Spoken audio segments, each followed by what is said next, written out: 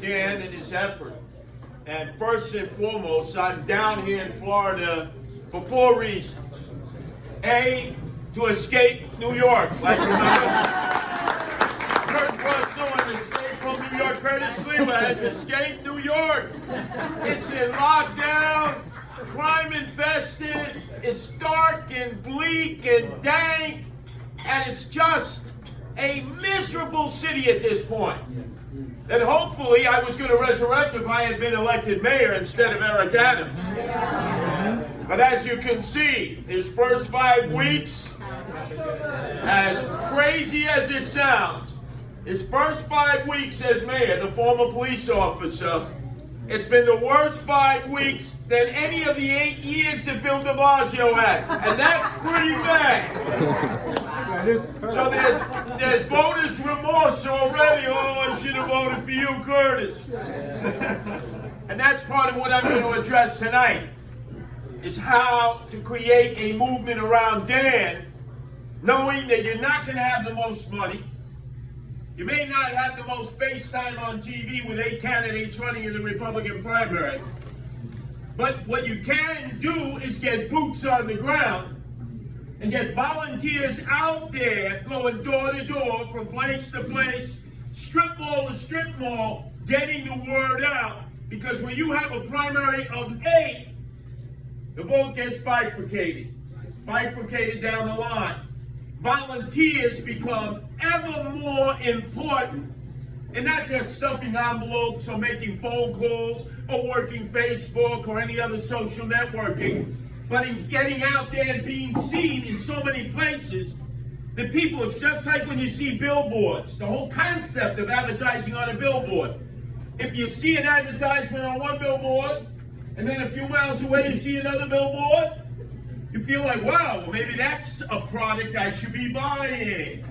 And the concept of voting for people, it's the same idea, except we're not talking billboards here. We're talking about human billboards, as you wear Dave Franzese for Congress shirts, and you're out there and you're talking to people and you're engaging, and you're holding up the signs as they're driving from place to place. You can't put enough emphasis on that. Not enough emphasis on that. And I know as a veteran now, I jumped into the mayoral race, the last person in. I had to leave my talk radio job at WABC. How many of you people remember listening to WABC? You know what WABC stood for, the acronym, always broadcasting Curtis. Morning, noon, night, weekdays, weekends, you name it, you heard me. I had to walk away from that. Everybody else running for office, they all had political jobs. They were continuing to get paid while running for office on our taxpayers' dime. But I didn't moan and groan and complain. I sat in the room. There were only 4 of us at that point. Curtis Sliwa, the mayoral candidate for the Republican nomination. My wife Nancy, who's accompanied me here today, who is an animal rescuer bar none. She rescues cats and saves them from being slaughtered. Then there was Rob Cole, who ran my campaign, who has a long history of helping Republican candidates, and a guy named Josh Eisen. 4 people, no money, nothing other than my name recognition at that point, which obviously was solid in New York. And we had to build from the ground up. My opponents had all the money, had the machine, had the unions, was coronated mayor as soon as he won the Democratic primary. I had to go through a Republican primary, a guy who had all the money. I had bupkis, I had ugats. I crushed them 70-30. Crushed them 70-30. Why? Because we were out there everywhere. We got hundreds and hundreds of volunteers to go out there on their time and their dime. We have James here. James, raise your hand. James started putting together all the volunteers, young, middle-aged, old. Every day they had a responsibility. It was like, big, ricochet rabbit. You saw them everywhere. People were like, whoa, This election is really beginning to become a movement. People were motivated to come forward and help. I had $5 and $10 checks. I had smaller donations than even Bernie the Altacaca Sanders had when he was running for president of the United States. It was unheard of for a Republican because right away in New York, you're a Republican, you figure Fortune 500, the big whales, the hedge fund monsters, the crypto monsters. Guess what? I had none of that. And I didn't want any of their money because they weren't going to wine me, dine me, and pocket line me. And they knew that. They knew that. It's called grassroots. The word is used and abused too much. But that's how you can win an election. A grassroots effort. So you have to multiply yourselves. 2 becomes 4, 4 becomes 8, 8 becomes 16. You go out there, you get people to come down. Maybe they can only come down once a week, maybe twice. Others, maybe they can afford more time. Time is worth more than money in a campaign. You can't put a price on the amount of time that people put out there with boots on the ground. And if they can't be in the streets, they're in the headquarters, they're stuffing envelopes, they're making calls, they're socially networking, they're spreading the word. Don't ever let anybody convince you that one man or one woman can't make a difference. I'm a living example of that. Yes.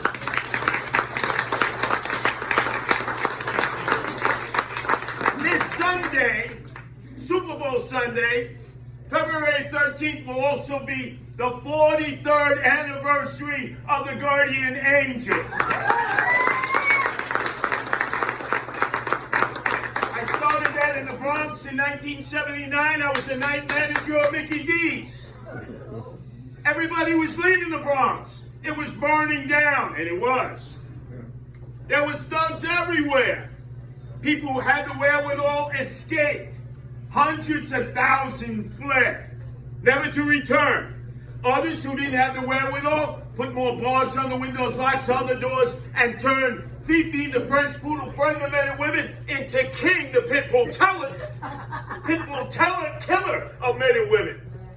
People just barricaded themselves in, and the thugs and the thugettes ruled. You couldn't ride the subways, couldn't walk the streets. There was arson, there were gangs, there was desperation. And just the other day, who was I sitting with? Right here in Palm Beach, Rudy Giuliani, my kumbaya chief. Rudy Giuliani, who turned New York City from the murder capital of America, from the crime capital of America, in 8 years into the safest big city in America. So when I ran my campaign for mayor, and they wanted wonks, and professors and papers, how are we going to rescue the city? I said, we don't have to reinvent the wheel. Rudy Giuliani did it. We just follow in his footsteps. And who did Rudy Giuliani back for mayor of the city of New York? Curtis Sliwa. He said, he's the man who will follow my master plan every step of the way. And I'm proud to be working with Rudy and supporting his son, who's going to try to become the governor of the state of New York on a law and order platform. So you see, not everything from New York is bad. Rudy, Andrew, Curtis, and others. But now this is what I want to get across in terms of what we've done as the Guardian Angels. I started night manager of McDonald's. I had a few of my closers join me on the number 4 train, the Muggers Express. They said it couldn't be done against the Uzi-toting, dope-sucking, psychopathic killing machines. How could you go out there unarmed, looking like a bunch of Pillsbury-popping doughboys, and try to take on these thugs? There were no police because there were budgetary cutbacks. Where there's a will, there's a way. Well, my mother, Francesca, Bades, and my father, Chester, merchant seaman for 55 years, Polish, taught me, do good things, and good things will come in return. Never ask when, where, or how. This is what we're on earth to do. good things. Yes. This is how I was raised. I didn't need role models in sports. I didn't need role models in politics. I had two solid role models in my house, my father and mother, who helped me and my two sisters understand we are here to serve people, not take from people, serve people. And this was my mission, the Guardian Angels, to do what was thought to be the impossible. We brought together black, white, Hispanic, Asian males, females. They said it could never be done. Didn't pay a dime. We were all volunteers. Secondly, they said you'll never survive without guns. I said, yes, we will. Young people shouldn't be carrying guns around because, let's face it, young people are apt to get into lots of problems. We're going to set an example to other young people that they don't have to prove themselves by having weapons. We had 6 Guardian Angels shot and killed in the line of duty. 3 dozen seriously injured. And some of you may have remembered the geriatric espresso-sipping psychotic killers of organized crime, the Gottis and the Gambinos, tried to whack me in June 19th of 1992. They air raided me with 5 hollow point bullets in the back of a cab as I was going to WABC. I took a licking and came back kicking. You have to stand up to the negative in life. You have to fight. And you have to fight with every ounce of breath that you have. The moment you roll over and you fall like a cheap camera, it's over. The enemies of America will triumph. They have succeeded. They are driving people out of New York, New Jersey, Connecticut. Let's just hope they don't turn a red state into a purple state or maybe a blue state. But you see, the exodus continues. And who's at the head of this? Alexandria Ocasio-Cortez. All out crazy. That's what the acronym stands for. The Democratic Socialists of America. The Justice Warriors. They hope that everybody up north leaves, go to Florida. Notice AOC was here, though, in Florida, right? No mask, no mask. Enjoying freedom. Because you have freedom here. We don't have freedom up there. That's why you have to fight for what you know is right. Up there in New York, the other reason I'm down here is I'm raising money for a PAC. We gotta stop Chuck Schumer. Chuck E. Cheese Schumer is a schmuck. Don't make that a punch. He claims he brings the bacon back to New York. I said, wait a second. You might think he's good for New York, but he's bad for America. And what's bad for America is bad for New York, Florida, and every state in the Union. We cannot keep electing people who are bad for America. I'm an American before I'm a New Yorker. I'm an American before I'm a Roman Catholic. I'm an American before I'm a resident of New York City. I'm an American before I'm leader of the Guardian Angels. In America we trust, and if we don't fight for the soul of America, shame on all of us. So let me just finish on this end. You're here, you have an opportunity to vote for America. I met Dan Franzese up in New York. We broke bread. I know his background from Bethpage, Long Island. A guy who had a pail of nails and a hammer and was banging away on the 2x4s. We're not talking about a guy born with a silver spoon in his mouth, big enough to offset the trade balance between Red China and the United States. We're talking about a guy who knows about hard work, knows about love of country and family. And the guy, like so many others who migrated down here, wants to give to the community, but more importantly, give to America that gave him and everybody else an opportunity to live in the greatest country in the world with freedom and economic opportunity that others can only dream of. So you vote for Dan, you fight for Dan to win the Republican primary, and then get this individual Democrat who is embedded into the process out, let it go into the private sector and earn real money in a real job. And you will be voting to better America, to better Florida and to better your community. That's why I'm here to support Dan Franzese.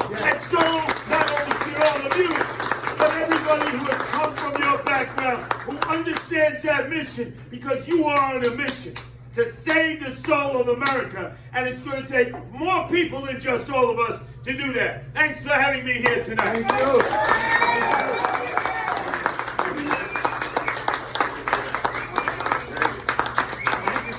Thank you very much, Curtis. What we'd like to do now is do a group photo.